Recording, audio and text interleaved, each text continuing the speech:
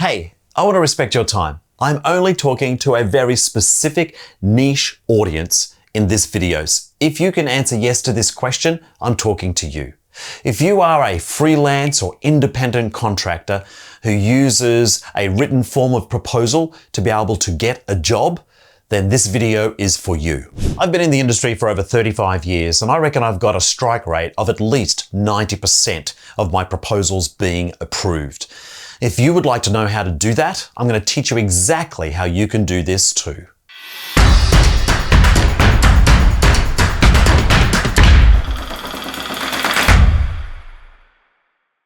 Even if the adage is not what you know but who you know is true, I'm pretty sure that most formal business relationships are based on more than just a handshake. More often than not, particularly for big projects or programs that you might be proposing, there has to be some form of written proposal. And over the course of my career, I reckon I've written at least 2,000 of them. And my strike rate has become better and better with time. So in this video, I'm going to show you exactly what I do so that you can replicate these results. You see, this question is often asked by many of my coaching clients, people who might be just starting out in the business, and they ask me, so Mark, what do you put in your proposals? And so I figured it's now time to share what I know. This is a copy of a real proposal that I wrote to a real client. Now, I know it's too small, you can't see, but over the course of the next few minutes, stick with me because I'm going to share my 4 most critical elements of every proposal I have ever written. And it does not matter if you're not an experiential trainer or work with group games and activities, but if you write proposals for a living and want the strike rate, that is the acceptance rate of your proposals to go higher and higher, then take note of those 4 things that I'm going to share with you now. First up, I can tell you that my proposals range between 4 and 6 pages long. It does depend on the program, but as I say, there are 4 critical elements, not sections necessarily, but 4 critical elements that feature in every single proposal that I write. And the first one, you may not be able to see here. In fact, it fits over the first page because the first page is just full of a lot of logistics. You know, it's the date that I'm working with, the times I'm working with, the number of people I expect it to be there and so forth. But the first critical element that I have found great success with is understanding of your needs. It's probably less than half a page. This is me repeating back to my client because I've already had a meeting with them face-to-face or often online, perhaps even by telephone. And I repeat back to them what I heard. I want to be sure, using their words, that I understand exactly what they're trying to get done.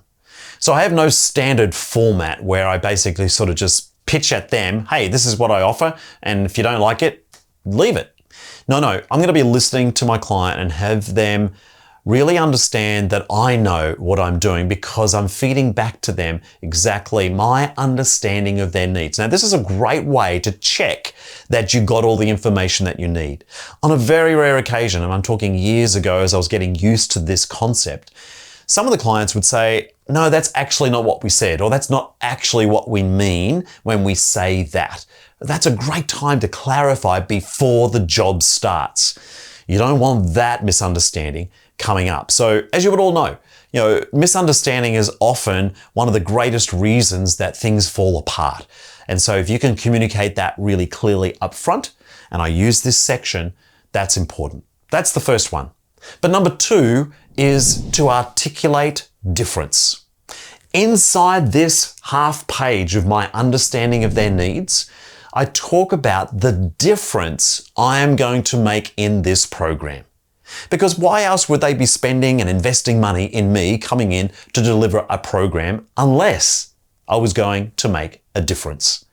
And I want to be able to articulate it in terms of what it looks like, sounds like, and feels like, especially feels like. They need to know that there was something different from, let's say, the 9 o'clock start to when it finishes at 5 p.m. on the second day or whatever it is. There needs to be a difference between those 2 points. And so I clearly articulate difference. So for example, with this particular client, a real client I worked with, I think it was a 1-day program. Yep, 1-day program.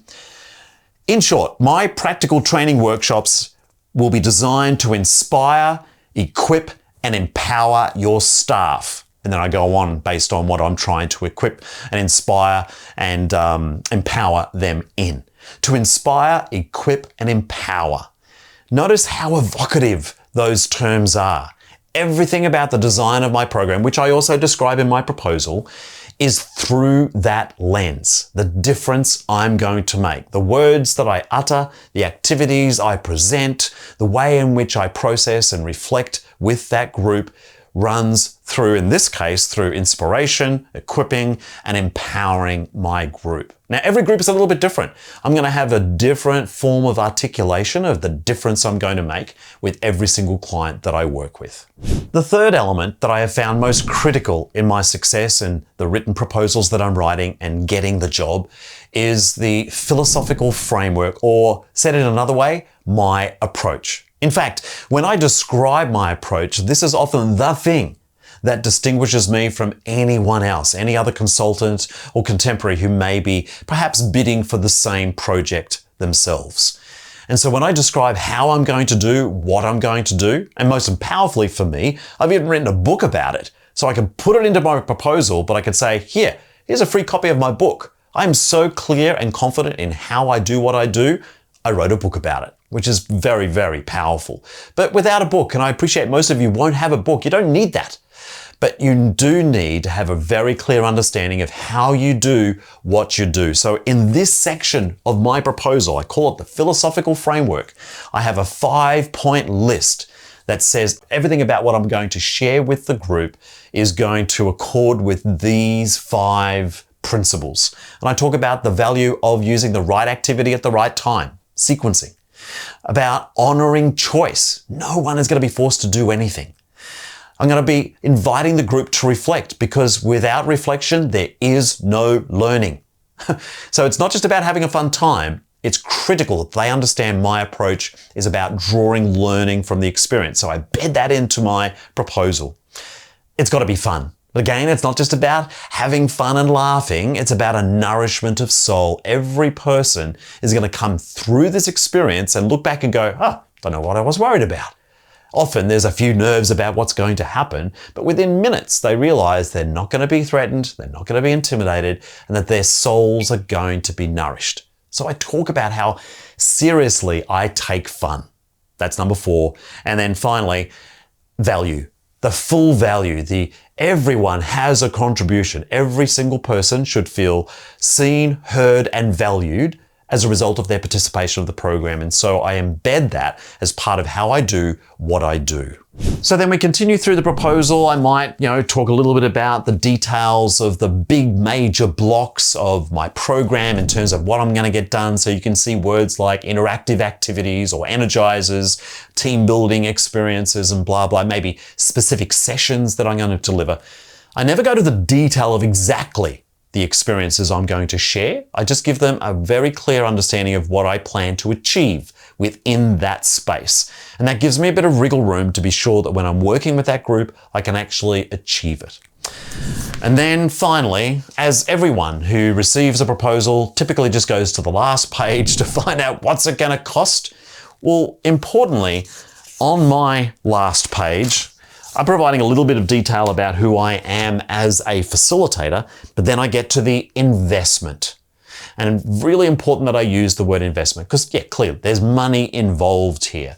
But I'm actually going to encourage them to understand that what they're investing in is going to give them a massive return on investment. And this is always speculative. You can speak in terms of numbers if you think that, for every $1 you spend, you're going to get $2 back. That would be great. Not sure how much research would need to be involved to actually fulfill that promise. But to help them understand that this is an investment and that you can then share on here what that is. But here's the kicker. This is one of the reasons I invited you to listen all the way through to the end, is that yes, there is a cost involved. However, it's risk-free.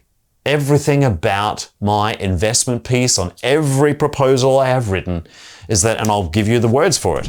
My fees are always based on a client's needs, the level of expertise I bring to the program, and importantly, are always risk-free.